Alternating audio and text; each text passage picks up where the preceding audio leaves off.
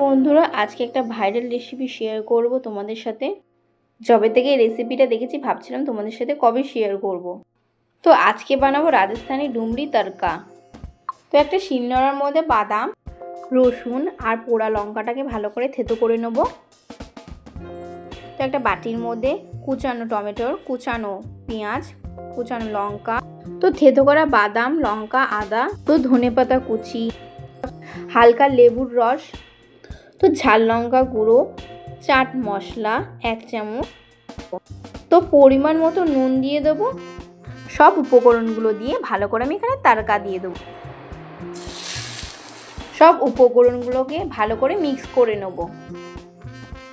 তো বন্ধুরা এই রেসিপিটা খুবই ইজি, ঘরে অবশ্যই ট্রাই করে দেখবেন। তো বন্ধুরা আমি এটা গরম ভাতের সাথে ট্রাই করেছি, আপনারা কী দিয়ে ট্রাই করবেন কমেন্টে লিখতে ভুলবেন না কিন্তু।